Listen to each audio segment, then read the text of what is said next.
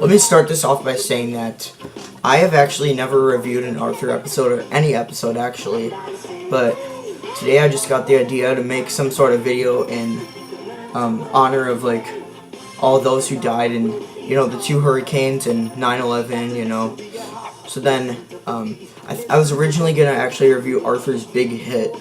Then I figured I should actually review something good instead of like that crappy episode. So I had heard that the best episode of Arthur was called April 9th, so I decided to look into it, and I didn't even know this at the time, but I found it was actually an episode made in response to the 9/11 attacks, which was completely coincidental on my part. I didn't even know about that. I hadn't heard anything about it besides that it was really, really good.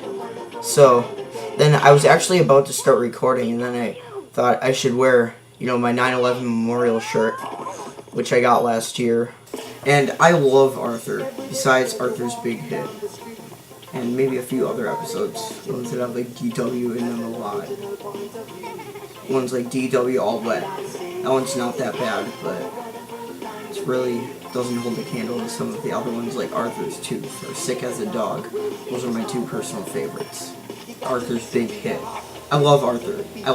Besides Arthur's Big Hit, obviously, it's a piece of trash. And there's a few other episodes that I don't like either. Can't really think of them off the bat. Well, basically any ones that are centered around DW, those ones aren't that good. Arthur.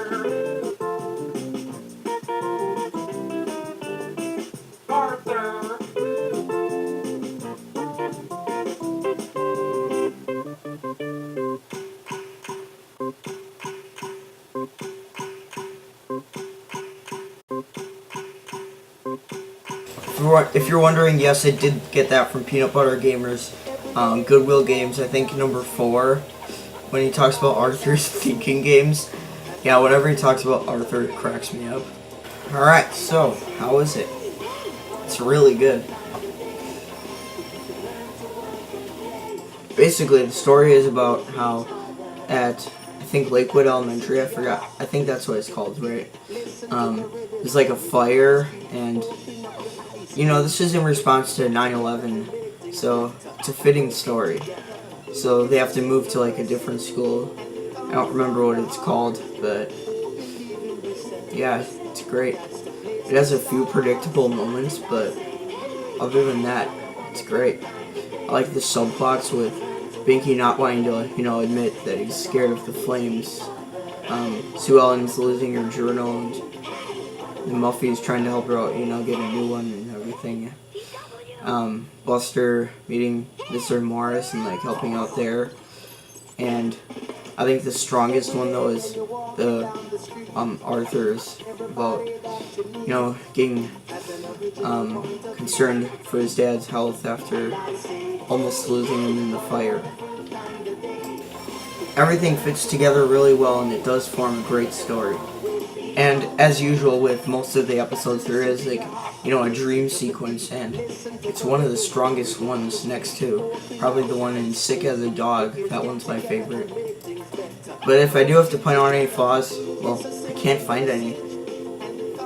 Besides what I had mentioned already with like 2 predictable moments, but throughout a whole 2-part episode of 26 minutes in total, having a few predictable moments is pretty understandable.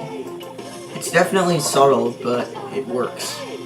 As for the animation, it still holds up, and it's about the same quality as some of most of the other episodes, and it looks a lot better than the Magic School Bus Rides Again, which is surprising considering that this is 15 years older, but at the same time it's also not surprising because the animation for that show sucks.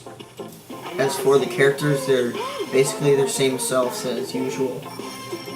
Mostly Mr. Morris, but I haven't seen any of the other episodes actually where he actually appears, so I don't really know for a fact if this is development, but it seems like development for me. In the beginning of the episode, he's more just like a side character, and then as it goes farther in, you learn more about him, thanks to Buster and just by his side.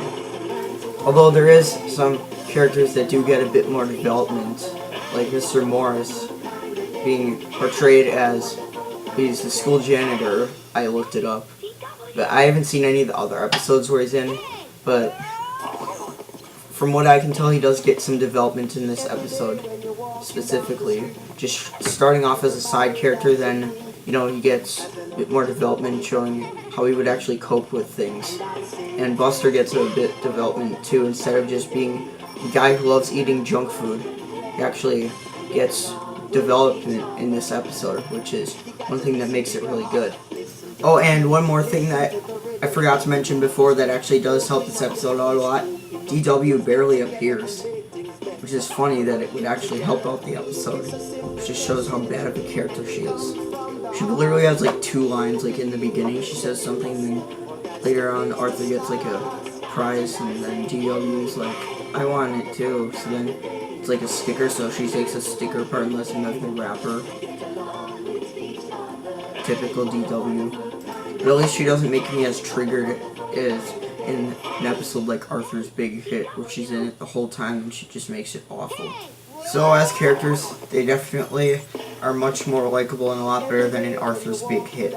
So yeah, with likable characters and great animation and a good story, this is definitely a good tribute to 9/11. As a tribute/response episode, it does its job well. But as for the best episode of Arthur, I don't know. It's definitely great, but I think there's better ones out there, personally.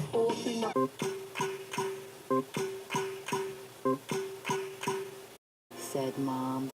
Hey guys, thank you for watching. If you want to support my Patreon or my Instagram, or send me an email, all the links are in the description below. And right here I will include a link for my Magic School Bus Rides Again video. So, hope you all have a great day, and I will see you.